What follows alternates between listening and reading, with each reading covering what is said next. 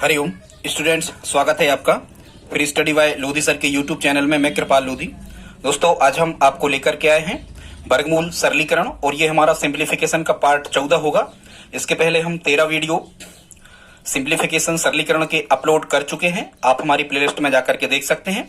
लगभग इसके हम 30 वीडियो अपलोड करेंगे क्रमशः। दोस्तों, यदि आप हमारे चैनल पर पहली बार विजिट कर रहे हैं तो प्लीज इस चैनल को सब्सक्राइब कर लें, साथ में बेल आइकन पर क्लिक कर दें ताकि सबसे पहले नोटिफिकेशन आपको मिलता रहे। दोस्तों, आप किसी भी प्रकार की कॉम्पिटिटिव एग्जाम की यदि तैयारी करना चाहते हैं तो हमारे यूट्यूब चैनल पर निःशुल्क लगभग सभी विषयों की तैयारी करवाई जाती है। आप इस चैनल को सब्सक्राइब करके इसका लाभ ले सकते हैं। दोस्तों, यदि आप हमारी हेल्प करना चाहते हैं तो प्लीज इस वीडियो को लाइक करें और अपने दोस्तों के साथ स्टडी ग्रुप में शेयर करें। आज का हमारा जो टॉपिक है ये वर्गमूल का सरलीकरण है और खासकर सभी जो क्वेश्चन है वो सभी एक ही प्रकार के हैं। दशमलव लगा हुआ है सब में और वर्गमूल फिर उनके ऊपर लगा हुआ है। ऐसे प्रश्नों को जनरली हम कैसे सिंप्लीफाई करते हैं स्टूडेंट्स, तो आइए देखते हैं वर्गमूल का सरलीकरण, इनको हमें कैसे हल करना है। तो दोस्तों, सबसे पहला जो हमने क्वेश्चन लिया है आप इसे देख पा रहे होंगे स्टूडेंट्स। जो फर्स्ट क्वेश्चन है, इसका जो फर्स्ट क्वेश्चन है √36.1 बटे 102.4, इस प्रकार का ये क्वेश्चन है। अब हम इसे स्टूडेंट्स इस प्रकार के प्रश्नों को करने की बड़ी ही सरल ट्रिक होती है। सबसे पहले हमें इनके दशमलव गिन लेना होता है कि ऊपर जो दशमलव है और दशमलव को हम कहां से गिनते हैं, दाईं ओर से।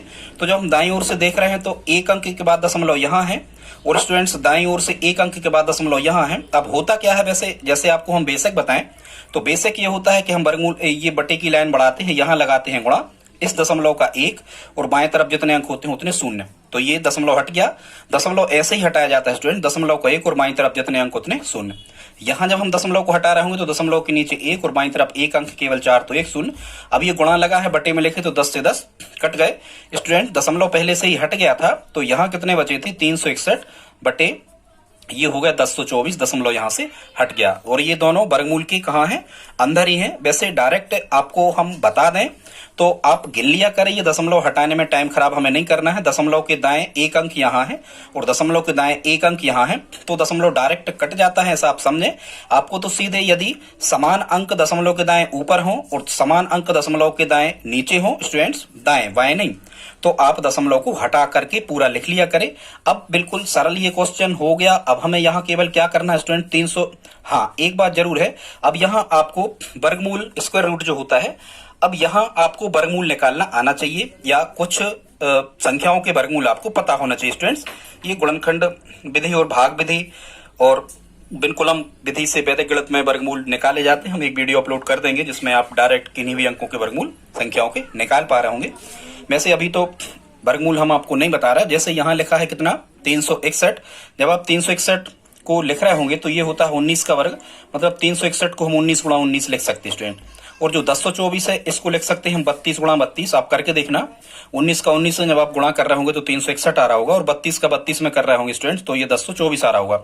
अब क्या होता है स्टूडेंट्स, इसको हम या तो आप ऐसा ध्यान रखो, यहां कर्णिघात जहां कुछ नहीं होती है वहां कर्णिघात 2 होती है और जितनी कर्णिघात होती है तो इस वर्गमूल के अंदर से उतने उतने के जोड़े बन के निकलते हैं। तो यहां हम ये भी कह सकते हैं कि 2 19 के निकला है 1 19 और ये वर्गमूल का निशान हट जाता है और 2 32 के निकला है 1 32।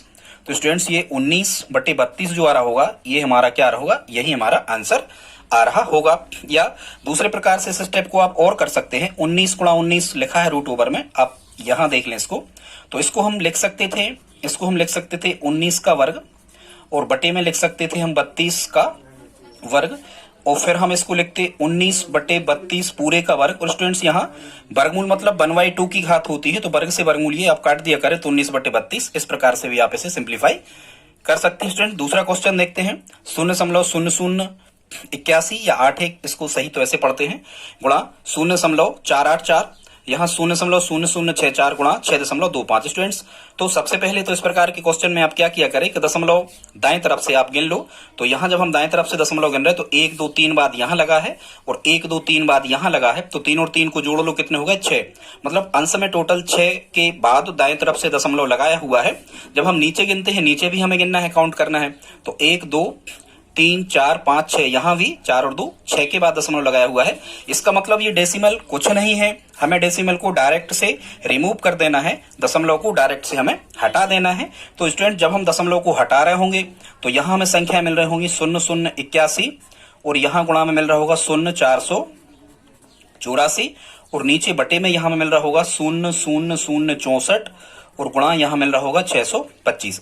स्टूडेंट जब हम इसे सिंप्लीफाई कर रहे होंगे इसको और यदि हम आगे लिखें तो 00 का आगे कोई मतलब नहीं होता, यहाँ मिल रहा होगा 81 और 0484 का मतलब होगा 0 आगे यदि लिखा होता है बाईं तरफ तो इसका कोई मतलब नहीं होता है यदि बीच में दशमलव नहीं लगा है तो 0 को हम हटाएंगे डायरेक्ट तो ये मिल जाएंगे हमें कितने 484 यहाँ पर मिल रहे होंगे और बटे में 000 का कोई मतलब नहीं, यहाँ केवल 64 मिल रहा होगा और गुणा में मिल रहे होंगे 625। इसके बाद से स्टूडेंट्स आप यहाँ ऊपर की ओर देखें इस क्वेश्चन को। तो स्टूडेंट जब हम 81 को, अभी आपको पता होना चाहिए 81 9 का वर्ग होता है, मतलब 81 को यदि हम डायरेक्ट लिखें तो हम लिख सकते हैं 9 गुणा 9 और स्टूडेंट्स ये गुणा बीच में लगा ही हुआ है तो हमने यहाँ गुणा लगा दिया, यहाँ लिखा है 484। अब आपको ये भी पता होना चाहिए तो 484 का वर्गमूल 22 होता है या फिर हम ये कहें कि 22 का वर्ग 484 होता है।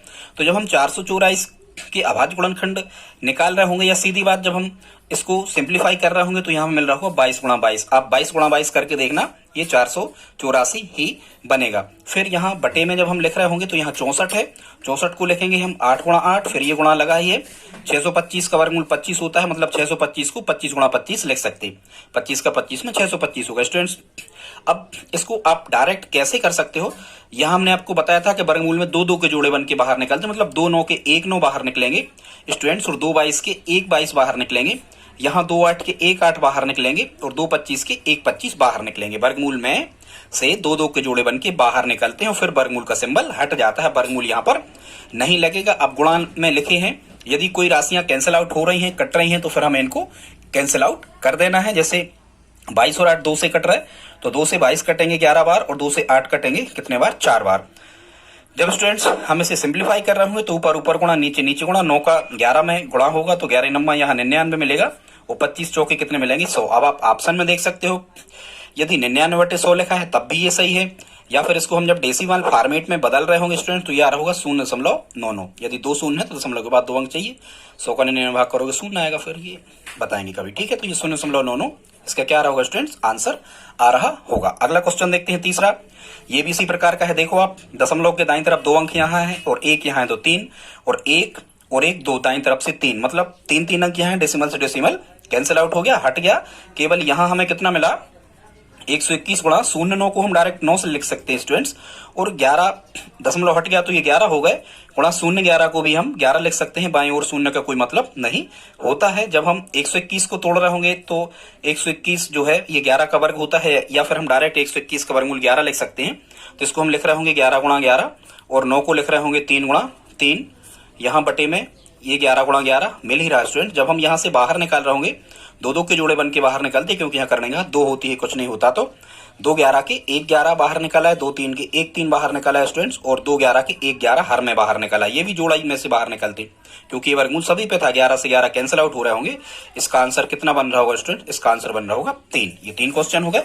अगला देखते हैं स्टूडेंट चौथा क्वेश्चन, या फिर एक काम करना, देखो दशमलव के बाद 1 2 अंक है, यहाँ भी दशमलव के बाद 2 अंक है। ये चौथा जो क्वेश्चन है स्टूडेंट्स इसको आप हमें कमेंट बॉक्स में लिख करके बताएं कि इसका मान क्या होगा। हम आपको ये 5वां क्वेश्चन चूंकि कुछ लॉन्ग लग रहा है, कुछ बड़ा लंबा सा लग रहा है, इसलिए हम इसको सॉल्व किए देते हैं, और एक 6वां भी हम सॉल्व किए देते हैं। इस 6वां क्वेश्चन में भी कुछ समस्या है, क्योंकि यहाँ दशमलव के बाद में 3 अंक है और नीचे दशमलव के बाद में 5 अंक है, तो इस प्रश्न को भी हमने इसमें शामिल किया है। ऐसे प्रश्नों को हम कैसे हल करते हैं, ठीक है स्टूडेंट। तो अब हम देखते हैं दशमलव गिनते हैं दाएं तरफ से, यहां से गिनते हैं 1 2 3 1 2 3 6 हो गए, 3 और 3 6 7 8 9। ऊपर दशमलव में दाएं तरफ से 9 अंक के बाद दशमलव है, और नीचे यदि हम देखते हैं तो 1 2 3 4 5 6 7 8 9। इसका मतलब क्या हुआ कि 9 अंक दाएं तरफ से दशमलव के ऊपर है और 9 अंक दाएं तरफ से दशमलव नीचे बाद में लगा हुआ है। इसका मतलब दशमलव से दशमलव कैंसिल आउट, हमें कुछ नहीं करना है, केवल अब बचा क्या वो हम यहाँ पर लिख देते हैं स्टूडेंट। तो यहाँ क्या बच रहा होगा 0081। अभी हमने आपको बताया था कि आगे के 0 का कोई मतलब नहीं होता है, मतलब ये 81 ही बच रहे होंगे। यहाँ गुणा में 0 का कोई मतलब नहीं, 324 बच रहे होंगे। यहाँ ये 4624 बच रहे होंगे। बटे में 15,625, क्योंकि दशमलव बीच का हट गया, आगे के शून्य का कोई मतलब नहीं। यहाँ 289 बच रहे होंगे, यहाँ 729 बच रहे होंगे, और ये आ रहा होगा यहाँ पर 64। अब स्टूडेंट्स हमें क्या करना है, केवल हमें अब इनके वर्गमूल निकालना है। गुणनखंड के फॉर्मेट में इनको हमें लिख लेना है। 81 को क्या लिख सकते हैं हम, 9 गुणा 9, पता ही होना चाहिए आपको, 9 गुणा 9, 9 का वर्ग 81, या फिर 81 का वर्गमूल 9। 324 जो होता है ये 18 का वर्ग है, मतलब 324 को हम 18 गुणा 18 लिख सकते हैं। और स्टूडेंट ये 4624 है, ये 68 का वर्ग होता है, मतलब इसको हम 68 गुणा 68 लिख सकते हैं। ये वर्गमूल कैसे निकलते हैं हम कभी आपको सिखाएंगे, अभी हाल तो आप इतनी देखो। और जो ये 15,625 लिखा है स्टूडेंट्स, ये 125 का वर्ग होता है, मतलब इसको लिख सकते हैं हम 125 गुणा 125, तो ये 15,625 इसको हम ऐसा लिख सकते हैं। फिर यहाँ लिखा है 00289, सॉरी यहाँ 289 लिखा, तो हम लिखेंगे 17 गुणा 17।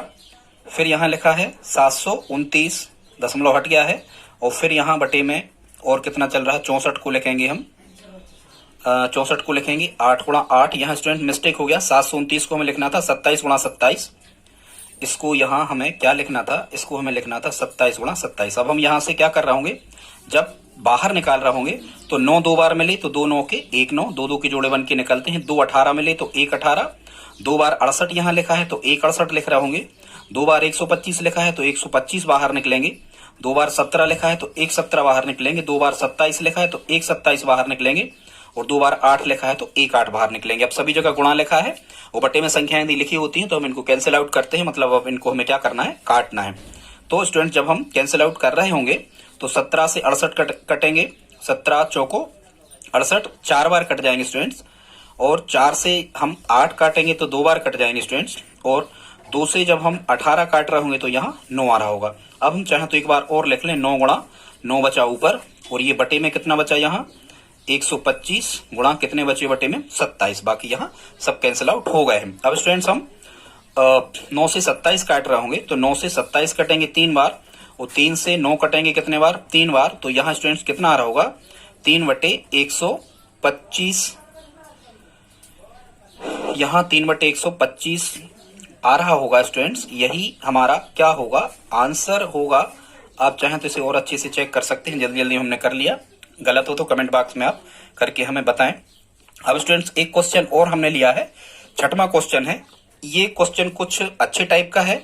इसे हम अच्छे टाइप का क्यों कह रहे हैं, इसलिए कि यहाँ जब आप अंश में देख रहे हो तो यहाँ अंश में दाईं तरफ से 3 अंक बाद दशमलव है, और यहाँ हर में दाईं तरफ से 5 अंक बाद दशमलव है। तो इसको ऐसे प्रश्नों को हम कैसे करते हैं जहां दशमलव के स्थानों की संख्या अंश में और हर में समान नहीं होती है। तो स्टूडेंट्स इसको हम किस फॉर्मेट में लिख सकते हैं, जैसे ऊपर लिखा है, ये लिखा है दशमलव, दशमलव का हालांकि कोई मतलब नहीं होता, आप 0.0 बाईं ओर लगा सकते हैं, और ये 289 ऐसा लिखा था। स्टूडेंट्स नीचे दशमलव के दाईं ओर 1 2 3 4 5 अंक लिखे हैं, ऊपर 3 अंक पहले से लिखे हैं, तो 2 शून्य हम मन से बढ़ा सकते हैं। स्टूडेंट्स क्या होता है, ये 0.0 के दाईं ओर की संख्याएं जो हो जाती हैं अप्रॉक्सीमेशन में, मतलब लगभग सन्निकट मान में, इनकी वैल्यू बहुत छोटी होती है। इसलिए ये नियम है कि हमें जरूरत यदि है तो दशमलव के दाईं ओर, संख्याओं के भी दाईं ओर हम जरूरत अनुसार शून्य को बढ़ा सकते हैं। उस संख्या पर कोई विशेष प्रभाव नहीं पड़ता, बहुत न्यूनतम मान इनका प्रभावित होता है। इसलिए गणित में ये रूल्स है, ये नियम है, हम दशमलव के दाईं ओर शून्य को बढ़ा सकते हैं। तो यहाँ हमने दशमलव के बाद में, जैसे नीचे 5 अंक थे तो दशमलव के बाद में ये 2 शून्य बढ़ा के 3 पहले से थे, तो हमने भी यहाँ 5 अंक कर लिए। और बटे में यहाँ 0.00121 ये थे। अब बिल्कुल ये सवाल जो था ये अपना पहले जैसे हो गया, सरल हो गया, जैसा हम पहले कर रहे थे ऊपर हम कर चुके, वैसे ही उसी फॉर्मेट में ये बन गया कि दशमलव के बाद में 5 अंक यहाँ है अंश में, और दशमलव के बाद 5 अंक यहाँ है, तो दशमलव से दशमलव कट गया स्टूडेंट्स। यहाँ केवल कितना बचेगा, 289 रूट ओवर बटे 0 का कोई मतलब नहीं होता आगे, ठीक है स्टूडेंट्स। हाँ 289 बचेंगे, और कितना बचेगा, हाँ ये आगे के शून्य हटाएंगे, ऊपर के स्टूडेंट्स ये 2 शून्य बचेंगे, ठीक। और नीचे कितना बचेगा, नीचे लेकिन 121 यहाँ पर बच रहा होगा। जब हम इसे और सिंप्लीफाई कर रहे होंगे तो आपको पता होना चाहिए 289 का वर्गमूल 17 होता है, या हम कहें 17 का वर्ग 289 होता है। तो इस 28,900 को हम कैसे लिख सकते हैं, 289 से हमने तय किया वर्गमूल, तो इसको हम लिख सकते हैं स्टूडेंट्स 170 गुणा 170, इस फॉर्मेट में हम इसे लिख सकते हैं। बटे में 121 का तो आपको पता है 11 गुणा 11 ही हम इसको लिख रहे होंगे। स्टूडेंट्स जब आप आगे इसे सिंप्लीफाई कर रहे होंगे तो 170 और 170 का जोड़ा बन गया तो 170 बाहर निकल आए, और यहाँ स्टूडेंट्स 11 गुणा 11 2 11 थे तो 1 11 बाहर निकल आए, तो 170 बटे 11 ये हमारा आंसर होगा। ये विषम भिन्न के फॉर्मेट में है, ऑप्शन में आप देख सकते हो। डेसिमल फॉर्मेट में भी ये हो सकता है, या फिर आप इसको 170 बटे 11 को मिश्र भिन्न में भी बदल सकते हैं। स्टूडेंट्स ये चौथा क्वेश्चन है, ये हमने आपको करने के लिए दिया है। ये आप हमें कमेंट बॉक्स में लिख करके बताएं कि इसका आंसर क्या रहा होगा। दोस्तों आज का वीडियो यदि आपको अच्छा लगा तो प्लीज लाइक तो आप करते ही जाएं, और स्टूडेंट्स प्लीज आप हमारी हेल्प करें, सब्सक्राइबर बढ़वाने में आप हमारी हेल्प करें। और यदि स्टूडेंट्स आप वास्तव में हमारी हेल्प करना ही चाहते हैं तो इस वीडियो को अपने दोस्तों के साथ में स्टडी ग्रुप में शेयर जरूर कर दें। धन्यवाद, मिलते हैं पार्ट 15 में, तब तक के लिए जय हिंद जय भारत।